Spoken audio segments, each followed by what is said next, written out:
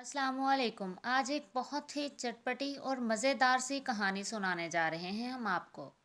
Video शुरू होने से पहले मेरा यूट्यूब चैनल को सब्सक्राइब करके बेल नोटिफिकेशन को ऑन कर दें ताकि आपको मिलती रहें तमाम चैनल अपडेट्स।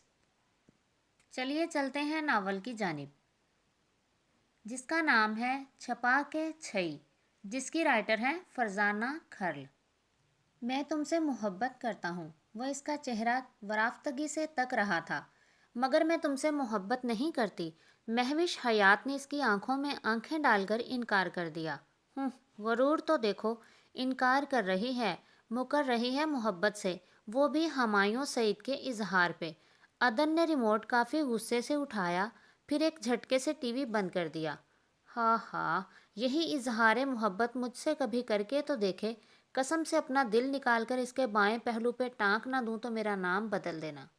चित लेटते हुए इसने बेड पे दोनों बाजू दाएं बाएं फैलाए और एक ऐसी ठंडी आह भरी कि कमरे में छाए सावन के हबस और घुटन पे भी कपकपी तारी हो गई। हमायूं सईद ना हुआ, हमजा अब्बासी हो गया, जिस पे तुम पता नहीं पिछले कितने सालों से लटू हो। इसने अपनी छोटी सी नाक को सकेड़ कर मजीद छोटा किया और उकताहट भरी नज़र अदन पे डाली। साथ ही किताब को ज़ोर से बंद किया। अगर मैं हमजा अब्बासी पर लटू हो गई तो मेरी बहन का हक मारा जाएगा और फिर अमृत और निमरत की रकाबत पे लामहदूद इकसात का ड्रामा शुरू हो जाएगा। लिहाजा अरे लड़कियों, बाहर आने का कोई इरादा नहीं? ज़रा मुझे स्कंजबीन तो बना देना। बाहर से आती अपने नाम की पुकार पे अदन ने उठने में लम्हे की ताख़ीर नहीं की और जल्दी से पाँव में चप्पल अड़स कर दरवाजे की जानिब लपकी। सॉरी खाला जानी, मैं ज़रा ड्रामा देख रही थी। वो इनकी चारपाई के पास से गुजरती किचन की तरफ बढ़ी। कितनी दफ़ा कहा है, बहन के पढ़ने का टाइम होता है, इस वक्त ये खराफात मत देखा कर। मुदहत कोहनियों के बल ज़रा ऊपर हुई। घर में कमरों का काल नहीं मधु खाला, असल में इसकी भी नीयत ड्रामा देखने की होती है। चुपके से किताब उठाकर बहानों से टीवी वाले कमरे में आ टपकती है। वो किचन से बाहर आकर लीमू के पौधों की तरफ जाने लगी। इस घर में इंसानों का काल है, मुदहत बुड़बुड़ाई और सोई जागी आंखों से जामन की छदरी शाखों पर बैठी ऊँघती फाख्ता को देखा। मेरे लिए भी बनाना। अमन ने बरामदे में आकर हाँक लगाई। अदन ने झट से 2-3 लीमू और तोड़े। सेहन गदला गदला सा हो रहा था, जा बजा खुश्क पत्ते। पता नहीं हवा कहाँ छुप जाती है। अमन ने बिल्कुल साकिन शाखों को देखकर खुद कलामी की। वो सीढ़ियाँ उतरती जामन के दरख्त को मुसलसल ताकती जा रही थी, जो पक्के जामनों से भरा हुआ था। फिर एक लटकती शाख को मजबूती से पकड़कर झूंटा दिया। ठक ठक ठक, पक्के फर्श पे जामिनों का ढेर लग गया। इस दफ़ा फल अच्छा आया है, किसी रिश्तेदार की तरफ तोहफतन भेज देते हैं। अदन ने छोटी टेबल खाला की चारपाई के साथ रखते हुए कहा। कहाँ के रिश्तेदार? कौन से रिश्तेदार? एक अकलौता भाई जो कराची को समुंदर का दूसरा किनारा समझता है। बाकी ले देकर तुम्हारी फुफ्फा बचती हैं, जिसे मेरी शक्ल देखकर इख्तलाजे कलब होने लगता है। सालों हो गए कभी यहाँ का रुख ना किया। कभी मरे हुए अकलौते भाई की बच्चियाँ भी याद नहीं आईं। इनकी खुश्क आवाज़ शिकवों से मज़ीद चीख रही थी। तौबा है मधु खाला, आप बिना बात को कहाँ से कहाँ ले जाती हैं। अदन ने टेबल पर स्कंजबीन से भरा जग रखा। रिश्तेदार ना सही, मोहल्ले में ही हाजी साहब या हाफिज़ा साजिदा की तरफ भेज देंगे। इसने कांच का गिलास खुश जायका मशरूब से भर के खाला को पकड़ाया। उन्होंने कुछ भी कहे बिना खामोश नज़रों से अपनी सरोकत खुशनुमा सी भांजी को देखा। 3 अकेली बेसहारा औरतें, जहाँ कोई अपना कभी आया ना गया। वाहिद आमदनी 15,000, दुकानों से मिलने वाला माहाना किराया। ऐसे में कौन ताल्लुकात इस्तवार रखता है? हाजी साहब के 2 काबिल लायक फ़ाइक बेटे इधर से जाने वाले जामन और लीमों को कहीं किसी ख्वाहिश की पेशरफ्त न समझें, और इनकी वजह से जो गली मोहल्ले के हजरात इस घर की तरफ बेबाक नज़रों से नहीं देखते, इनकी नज़रों में जो एहतराम ख़त्म हो गया, तो उन्होंने बेसाख्ता झिरझिरी ली। क्या हुआ, पसंद नहीं आई? अदन ने इन्हें झिरझिरी लेते देखकर पूछा, मगर उन्होंने अपने ध्यान में सुना ही नहीं था। हाफिज़ा साजिदा ने कैसे 2 बेटे खाते पीते घरानों में ब्याह लिए। वैसे तो बहन का राग अलापते अलापते इसकी ज़बान कैसी रहती है। अब तीसरे बेटे की मंगनी भी इस ख़ानदान में की है, जहाँ से बहू 3 ट्रक जहेज़ के लाएगी। शाखों ने हल्के से हलकोरे लिए छुपी हवा ने पत्तों को छुआ, हबस और घुटन ने सर नहवाड़ कर फिरार की राह इख्तियार की। ऊँघती फाख्ता कोयल के कूकू से हड़बड़ा के जागी। याहू! इसके पुरजोश नारे पे मुद्दत के ध्यान में दरारें पड़ी। सहन में फैली हल्की गिर्द और खुश्क हवा पत्ते हवा के संग शेरो शुक्र हो रहे थे। अदन भागकर किचन से बड़ी टोकरी ले आई, जिसमें दोनों बहनें हंसते खिलखिलाते जामन भरती जा रही थीं। मुद्दत का मूड भी खुशगवार हो गया। अभी इनकी उम्रें ही क्या हैं, अल्लाह मालिक है। अम्मू, अदू, ज़रा पिछले सहन का भी चक्कर लगाओ, अनार भी अच्छे खासे टूट के गिरे होंगे। और पता नहीं टमाटरों का क्या हाल है। पता नहीं इन दोनों ने सुना भी कि नहीं। एकदम चलने वाली ठंडी सुबह हवा पहली मोहब्बत की तरह इन्हें इर्द गिर्द से बेनियाज अनोखी कहानियाँ सुना रही थी, जो बहुत पुरानी हैं मगर हर इंसान को अपनी बारी पे नई लगती हैं। मैंने कौन सी केटू जैसी बात तुम्हारे गोश गुजार की है, जो घंटा भर से मुंह में घुघनियाँ डाले बैठी हो। मसूद साहब ने चश्मा दुरुस्त करते हुए ज़रा के ज़रा आसफा बेगम को देखा।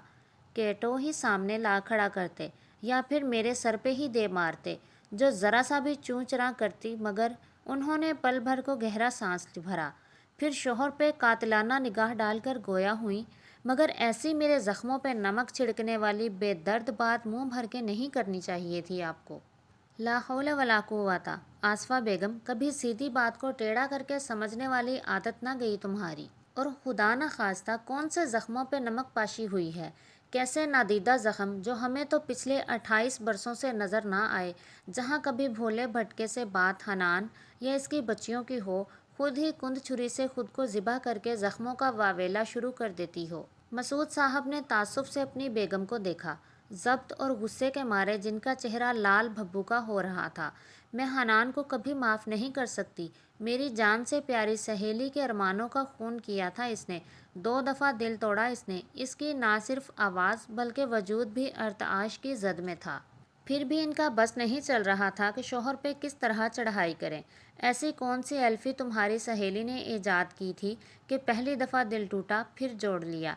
मसूद के लहजे में हल्की सी शगुफ्तगी दर आई। आज बता ही दो, मुस्कुराहट ज़ेरे लब ही दबा ली। अब गड़े मुर्दे मत उखाड़ो अजान के अब्बा। भाई ने भी तो खूनी रिश्तों पे साली को तरजीह दी थी। वो दिन भूल गए कैसे मुंह भर के तुम्हारे सामने कहा था, आपा रिश्ता 100 बार ख़त्म कर लो, मैं मुद्दत को गमज़दा नहीं छोड़ सकता। मेरा और इसका रिश्ता इसी दिन ख़त्म हो गया था। दुख से फटी इसकी आवाज़ बुलंद हो रही थी।